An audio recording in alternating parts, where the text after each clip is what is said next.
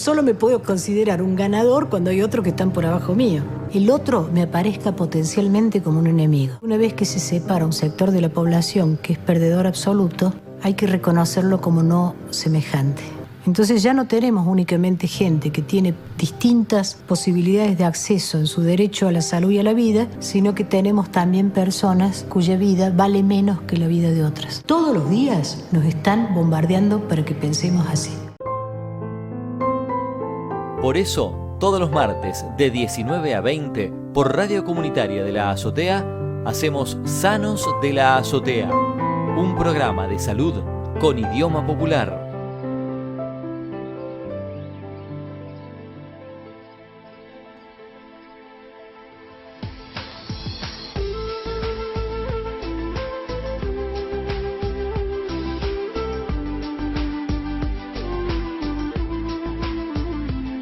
Bueno, por estos días veníamos analizando este momento tan particular donde el odio y a veces una reflexión que veníamos compartiendo con nuestros escuchas y nuestras escuchas es que nos habremos acostumbrado en este mundo que vivimos a la muerte, a la enfermedad y el descuidado, que quizás nos parezca extraño que estemos en este momento preservando la vida, sanos de la mejor manera y cuidados.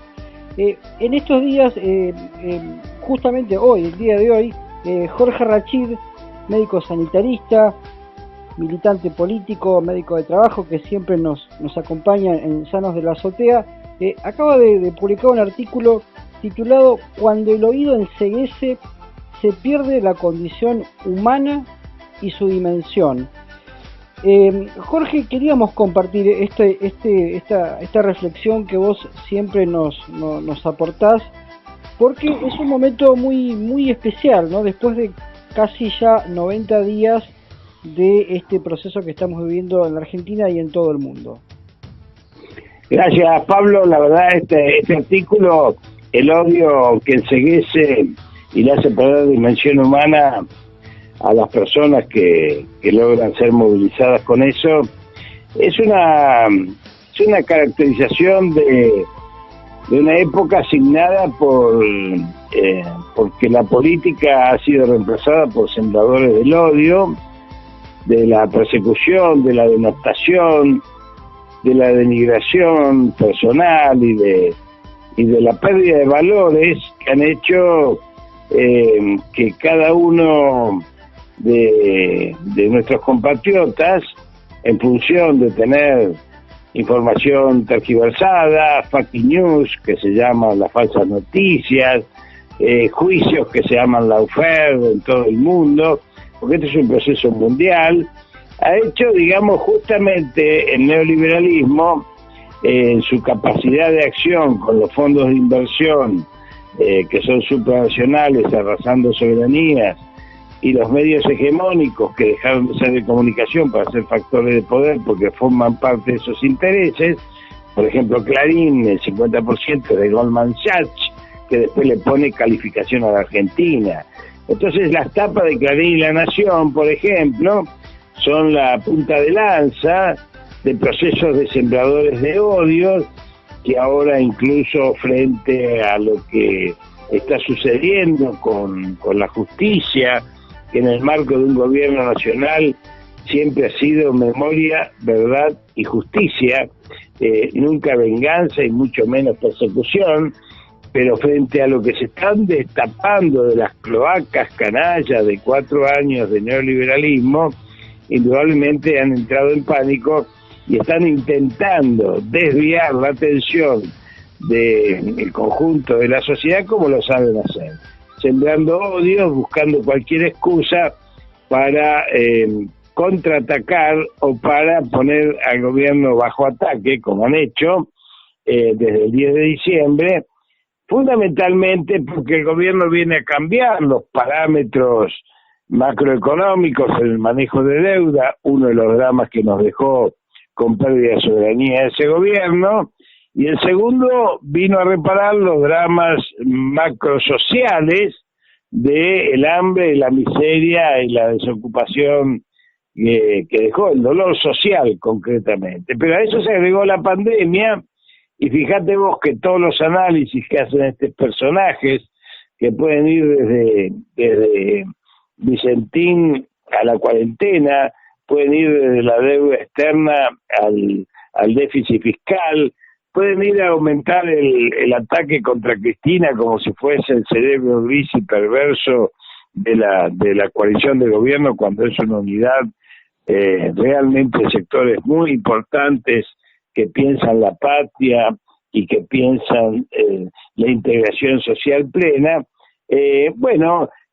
Hacen lo que hicieron siempre, como la fábula del escorpión, siembran el odio, porque lo que intentan con eso es, por un lado, deteriorar el gobierno, y por el otro lado, no le importa contar cadáveres con tal de que la cuarentena acabe, o no le importa ocupar las rutas con tal de que Vicentín no pase a mano del Estado, pero que sin duda prefieren que haya 7.000 trabajadores sin cobrar, 2.600 productores sin cobrar, que 20.000 millones de dólares de trigo y de soja se vayan por los puertos paraguayos, y que el Banco Nación esté al borde de la quiebra gracias a estos personajes que siempre hablan mal del Estado, pero que son capaces, como ahora, de cobrar los salarios de sus propias empresas, como Clarín, La Nación y todos aquellos que generalmente denostan al Estado, por parte del Estado, cuando ha implementado herramientas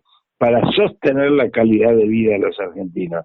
Entonces, entre una Argentina y millones de compatriotas que apostamos a la vida, hay otros que expresan su desesperación. Yo no voy a decir que todos los anticuarentenas son iguales, Pablo. Claro, profesor. Algunos, viste, tienen el kiosco sin abrir hace 90 días, se quieren matar. La estamos sufriendo todo. Habrá que ver por qué el Estado no llegó hacia ese compatriota para darle una respuesta económica.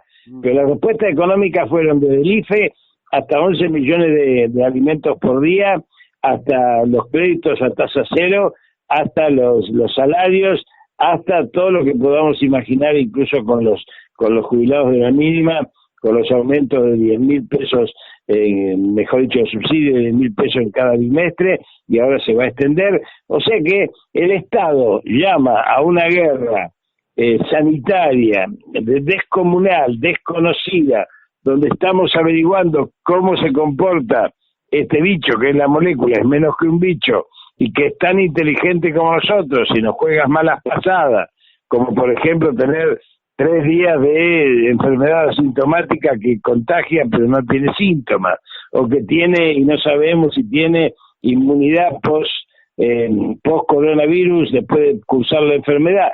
Todas esas cosas están pasando, y estos personajes, sobre todo los que no tienen territorio, son capaces de hacer una manifestación el 20 de junio en la plaza, conmemorando a Belgrano, sin conocer siquiera la historia de ese éxodo jujeño donde Belgrano fusiló a quienes le dijeron que les daba lo mismo vivir bajo los españoles que bajo los libertadores, porque los negocios lo hacían igual. Entonces, cuando vayan a Plaza de Mayo el 20 de junio, recuerden a ese Belgrano, porque a quienes los mandaron ahí, muchos de los cuales ya están viviendo en el exterior, tendría que fusilarlos si fuese el día de hoy la época tan cruel como aquella. Pero sin embargo el peronismo, el gobierno nacional y popular, memoria, verdad y justicia, como las madres y las abuelas de Plaza de Mayo.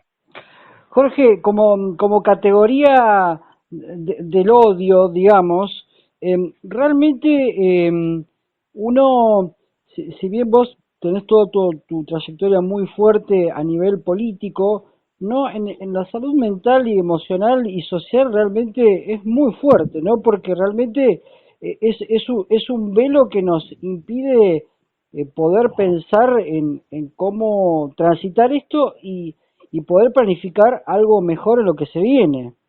Por eso tanta autoridad tiene la Brieva, ¿no? Porque en realidad cuando uno discute con odiadores seriales, no puede entrar por la racionalidad, bien lo decís, Pablo, se pierden las categorías de construcción del pensamiento, no se escucha, se encierran en lugares muy pequeños, de los cuales es muy difícil desalojarlo. Mira, yo te voy a dar un solo ejemplo para tu audiencia.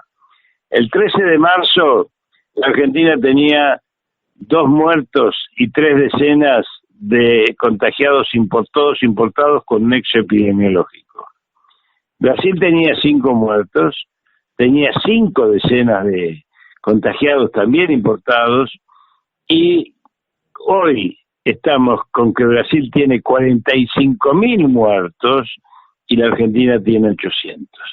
Que alguien me diga qué otro remedio existe para poder combatir a este virus con el cual todavía nos estamos conociendo en sus aspectos más íntimos, y que seguramente va a haber una vacuna, no sabemos cuándo, pero que si nos llega a colapsar el sistema sanitario por las presiones que hacen 4 o 5 personajes de lo peor de la política argentina, de aquellos cultivadores del odio, que no son capaces de, con tal de que Rodríguez Larreta no sea candidato a futuro, obligarlo a abrir para que corran los ricos y las capas medias aspiracionales de Buenos Aires. Esto se refleja inmediatamente en el conurbano, donde la gente dice, si salen a correr ellos, ¿por qué no voy a salir a correr yo o a jugar al fútbol? Y después, cuando van a jugar al fútbol, TN y Clarín sacan los barrios humildes jugando al fútbol y dice, se dan cuenta como los negros no respetan la cuarentena. Esto sucede porque quieren bajarlo a Rodríguez Larreta de aspiraciones a futuro, y por otro lado, si logran que se contagie todo el mundo, esto va a influir sobre la provincia de Buenos Aires, y en 20 días yo te puedo asegurar, Pablo, que estamos contando cadáveres y habiendo fosas comunes. Entonces, esto deterioraría al gobierno, y para estos canallas que tienen rehenes a 45 millones de argentinos, movilizan con cualquier excusa, y ahí le ponen la bandera argentina, le ponen la libertad supuesta, le ponen la democracia, le ponen el autoritarismo. Así lo voltearon a Perón, un gobierno democrático. Ya hace pocos días se cumplió un aniversario de ese bombardeo trágico donde hubo más muertos que en Guernica, y sin embargo la historia lo tapó. Si hubiésemos tenido un Picasso, quizás el pueblo argentino no hubiese repetido la historia. Estamos escuchando a Jorge Rachid, médico sanitarista de trabajo, militante político, analizando esta categoría del odio, y siempre vos ya, Jorge, te metías en lo último que te iba a preguntar, siempre ponés bien claro la historia y nuestra identidad como pueblo, y ese 16 de junio del 55, sin ninguna duda, traza un paralelismo, ¿no?, con esta categoría del odio, incluso lo que vos recién compartías, el olvido.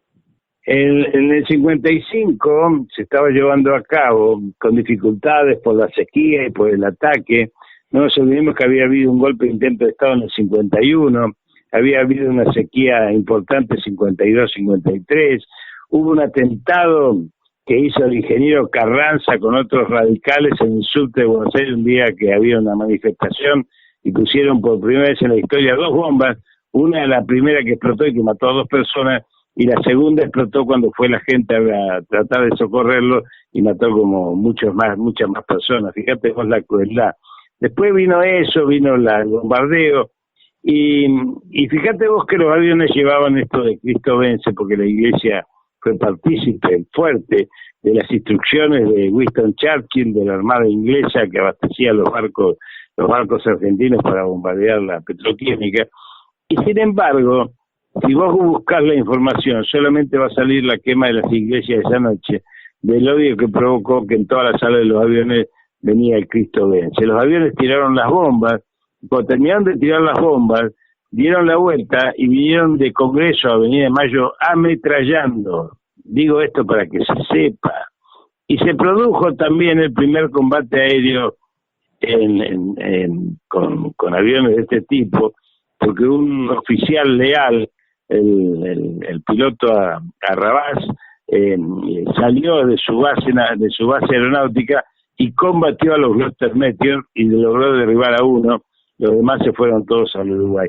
Esta historia, que marca el inicio de un proceso de deterioro institucional en la Argentina, junto con el año 30, cuando lo derrocan a Irigoyen, es trágica porque la Argentina iba por su segundo plan quinquenal. En esa misma época empezaba su plan quinquenal Mao Zedong en China. Hoy China va por el 15º plan quinquenal consecutivo. Jorge, muchas gracias por compartir estas reflexiones como siempre, y qué importante siempre la historia y la identidad de seguir indagando y traerla, porque aparece en cualquier momento, en cualquier circunstancia de nuestras vidas. Así es, por eso la identidad es la identidad de Patria Grande, de San Martín, Bolívar y Artigas, es la identidad esta que tenemos, que es americana, morena, mestiza, criolla, profunda, que viene desde los pueblos originarios hasta los inmigrantes, construyendo una nueva subjetividad, que es nuestra propia identidad, y que se proyecta al mundo no como una periferia, sino como un centro, como el centro que somos de nuestro propio ser, de nuestros propios decires y también de nuestra propia tierra. Así que Patria Grande, esa es la identidad, porque nunca debieron ser países, debió ser realmente esa constelación de continuidades, de sincretismo, de subjetividades, que nos da esa profunda identidad y una región de paz. No olvidarse de eso. Nos quieren meter en la guerra y somos una región de paz que cuida la naturaleza y cuida a los seres humanos. Jorge, muchas gracias y te mandamos un gran abrazo. Evidentemente es un momento que tenemos que tratar de estar sanos de la azotea. Es difícil, pero... Ya lo creo. Los felicito para el nombre. No sé a quién se le habrá ocurrido. Un abrazo, Pablo. Un gran abrazo.